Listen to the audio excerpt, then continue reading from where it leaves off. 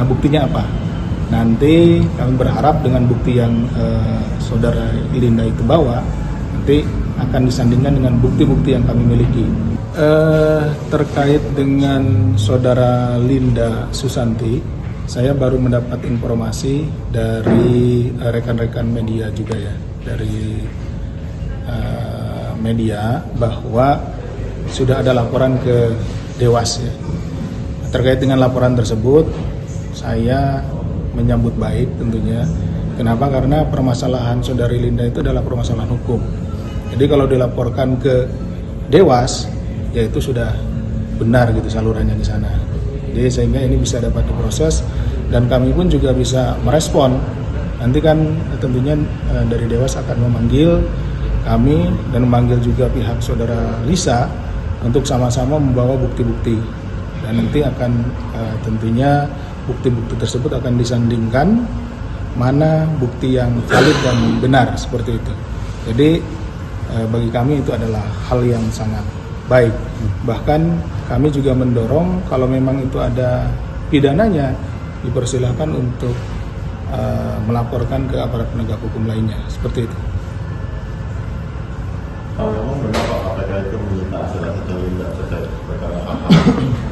Kalau di yang kami lakukan, ada kami sita, tetapi itu dokumen-dokumen, gitu ya. Sementara yang kami baca atau saya baca di media bahwa ada beberapa barang ya, barang berharga, kemudian juga uang yang disita.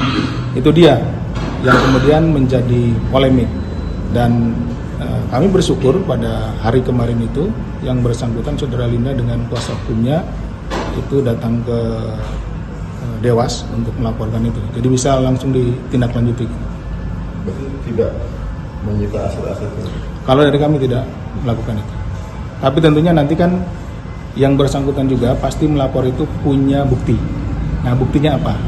Nanti kami berharap dengan bukti yang saudara Linda itu bawa, nanti akan disandingkan dengan bukti-bukti yang kami miliki, sehingga menjadi jelas siapa sebenarnya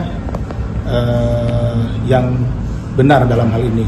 Apakah benar KPK melakukan penyitaan tersebut atau oknum, atau ada pihak-pihak lain yang justru memanfaatkan kami atau KPK seperti itu.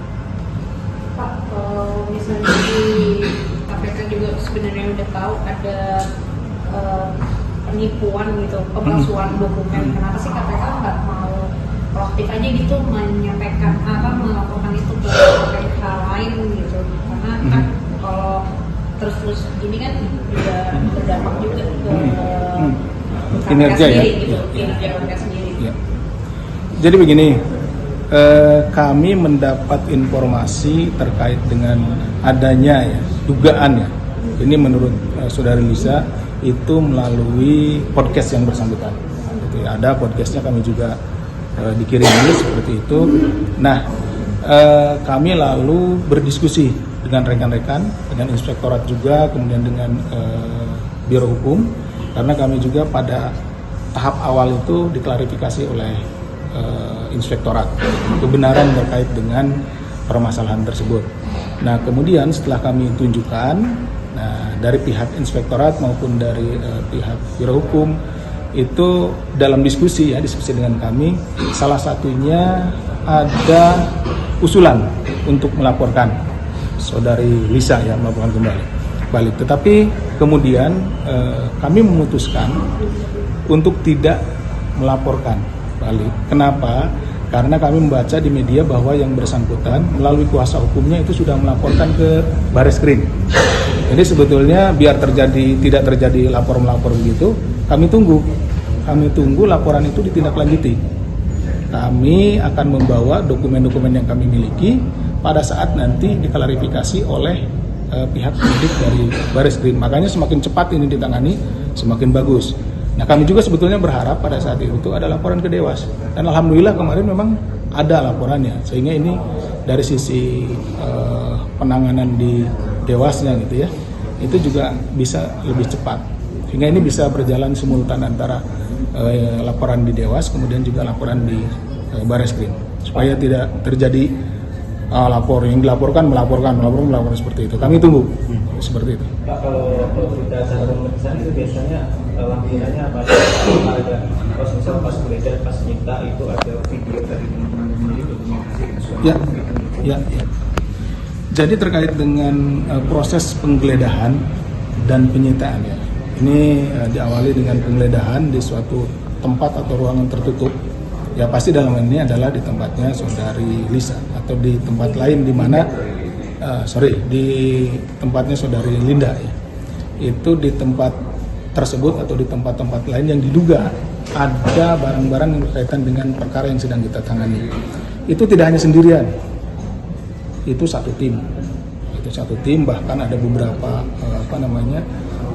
satgas yang bergabung di situ, tidak hanya satunya. Jadi satu tim yang melaksanakan itu ada dari penyidikannya, ada dari penyelidikannya, kemudian juga ada dari teman-teman yang menyediakan peralatan untuk dokumentasi, ada juga.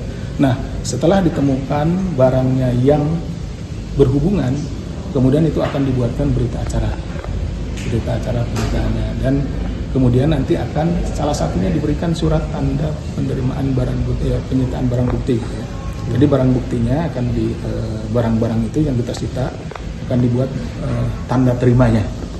Tanda terima itu kemudian diberikan kepada dari siapa barang itu kita sita pada saat itu sebagai bukti. Nanti apabila setelah selesai perkaranya, maka barang-barang itu seandainya putusan dari majelis hakim dikembalikan kepada yang bersangkutan, nah itu buktinya bahwa barang tersebutlah yang dulu disita oleh penyidik dan nanti akan dikembalikan kepada yang bersangkutan. Nah itu mungkin juga yang nanti kami ingin tahu juga nih, bukti-bukti apa yang dibawa oleh saudari Linda ini beserta kuasa hukumnya.